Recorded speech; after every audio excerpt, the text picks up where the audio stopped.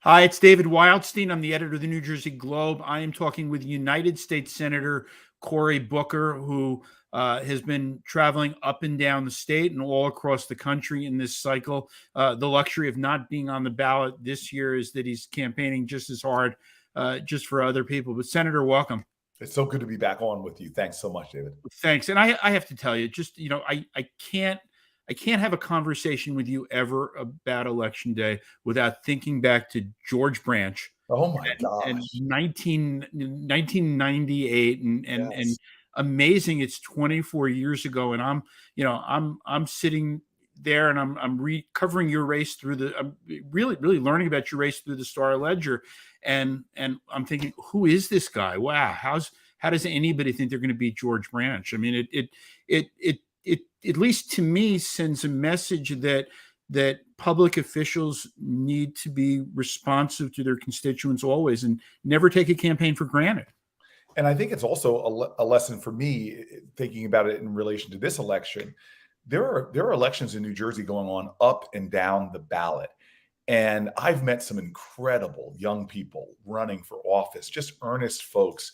I was in New Providence. The young man running for mayor there, a veteran, just Harry Klobuchar, yeah. yeah, incredible, earnest, decent people. And your vote could literally make the difference in a mayor's race like that in New Providence and end up launching a career. I was 28 years old when I started that campaign, Yeah. and those few dozen votes really set me on my way to where I am today. So I'm hoping people go out. You know this, David. The funny thing about New Jersey and every state is people walk in and they vote for the top of the ticket, and then they drop off. Thousands of people don't make it down to just vote the entire ballot, especially even for bigger questions that are ballot initiatives. I mean, so this is you've been, I want to talk about New Jersey first. What are you watching today? Which are the races that you are paying closest attention to? Well, it's all starting with Tom Malinowski, and then Andy Kim, then Mikey Sherrill, then Josh Gottheimer. Those are the four congressional races I'm watching most closely, because the House of Representatives now is in a narrow way, and I've just come to really see. I tell you, in Andy Kim and Malinowski, the best thing I could say about them is they are policy nerds. Yeah, they are. They are so in the weeds for New Jersey on issues that aren't like these hot button lightning bolt issues, but they just deliver in ways that a lot of folks don't realize. And they have a human decency that's great. So I'm watching those races. I'm seeing some good numbers in suburban turnout in those districts right now. And I don't think New Jerseyans understand that if it shifts to McConnell and McCarthy, the Republicans controlling both houses, they've already talked about passing a national abortion ban, which would mean abortion in our state would be affected. They've talked about concealed carry reciprocity. In other words, states with lesser gun laws could allow people with concealed weapons to come into our state, and that would be legal. So this idea that the Republican Party, even though they say they're states' rights, what they're talking about is doing things that here in New Jersey, in fact, there's a lot of accord between Republicans and Democrats on a lot of these issues, but we could be superseded by a sort of a shift towards the right. And then the final thing that scares me for losing the House of Representatives is just what's going on the larger issues of our democracy right now. I was stunned. I just looked at a graphic a friend sent me about how many states election deniers are running in and what that could mean for the federal level. And then states like Pennsylvania, Arizona, Wisconsin, if they get governors and legislatures that have, the Wisconsin guy running for governor literally has said that if I win, Republicans will never lose again. In other words, I don't care about the outcome in the voting machines. We're just going to make sure that the electors we send along. So these are all New Jersey issues, as much as we don't think it. Our state, I've come to love people on both sides of the aisle in our state because we kind of keep it in the box, But a lot of the radical stuff going on in other states can really bleed into and affect our freedoms and our very democracy. So let me ask you about, we could spend hours, which we won't, talking about U.S. Senate races right now, but for the four that I look at, because, I love everything New Jersey, there there are four other U.S. Senate candidates with New Jersey ties. Interesting way to look at it. Yeah, I mean, so you could be up to six New Jersey senators because I believe once you're Jersey, you're always Jersey. It doesn't matter. The moment you're here for a little while, you've always got a little Jersey in you. But you got Sherry Beasley, who went to college at Rutgers and lived in New Brunswick for 4 years. You have Mark Kelly, who grew up in the town next to mine in West Orange. Close race in Arizona, and then you've got Dr. Oz, who some say is still a Jersey, literally still a Jersey guy, and Herschel Walker lived in Verona for about 7 years. What is Jersey Generals, man? Yeah. I mean, how do you look at those four races? I mean, I assume you don't want New Jersey to go from three senators to six senators. I don't. I just got to give a nod to what you just said. The Jersey diaspora is strong in America. Yeah, as it should be. Yes. Yeah. When I go down to Florida, I feel like I'm back in Jersey.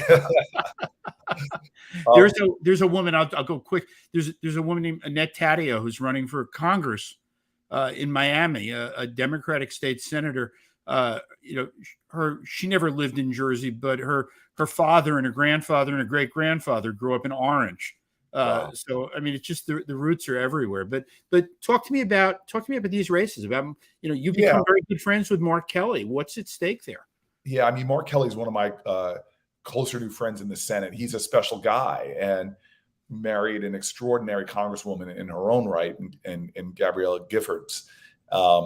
And he's just when I sit with Mark Kelly, he's like when I was a kid, what I dreamed a senator would be, like guy was landing planes on aircraft carriers, literally out of this world because he's been an astronaut. This mind that I just love asking him questions like, tell me about the mechanics of, of this aspect of the space station. And he just gives me these incredible mini lectures on the Senate floor between votes. So he's the top of the top in America, I think, in terms of just who you'd be proud, forget party. And he's got his back against the wall. He's fighting for his life in a state where when I went out to campaign for him, he sent me to a Republican fundraiser. A bunch of Republicans were doing an event for him. These are sort of John McCain Republicans that I have this joy of speaking about him with, because they're just upset that their party has shifted so far to the right. Again, election denying, this kind of extremism you see in the MAGA world. So I'm praying for him. I just was texting with him yesterday. He's feeling like he's going to edge it out, but it's too close to call for me. I tell you, I spent a lot of time in Philly, and I didn't go to one World Series game, but campaigning side by side with Fetterman, and he and I have a lot of similarities because we both started as these mayors of mid-sized American cities that ended up becoming getting a lot of national attention for the sort of unorthodox ways that we try to lead our cities through the crisis of the Great Recession and more. And so I love mayors. There's sort of you zero-way partisanship when you're just trying to fix stuff. As Fiorello LaGuardia, a great mayor, once said, there's no Republican or Democratic way to fix a pothole. And he's running against a Jersey guy. And I'll be honest, a guy I know.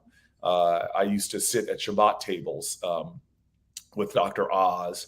And as much as people want to malign him, I've seen him as a human being and seen his kindness.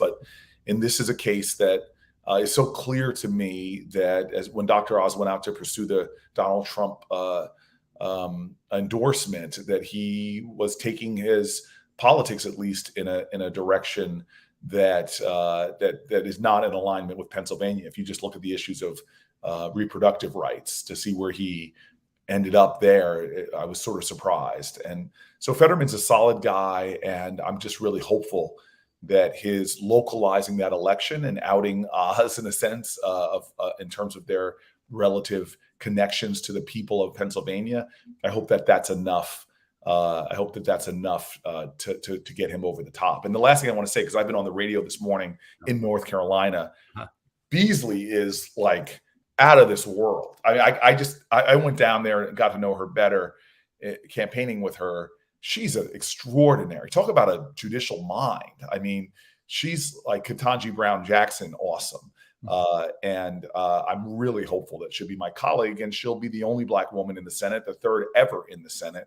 It would be historic. And I'm telling you, we don't have that kind of legal brilliance and experience in the Senate like her.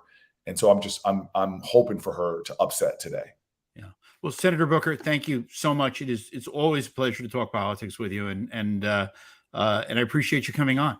I listen, when you throw me back to my 98 race, back when I had a nice afro, Yeah. I can't tell you how much those early days are still sort of forged in me steel. And you'll be surprised.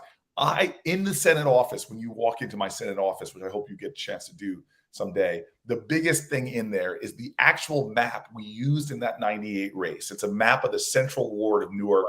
And I use it just to remind myself, why I got into politics, that life is about purpose and not position. And I never want to forget that I got in here for earnest reasons, really looking to help and transform people's lives. So thanks for bringing me back to 98. Thank you. Have a great day, and good luck with everything tonight. You too. Take care now. Bye-bye. Bye.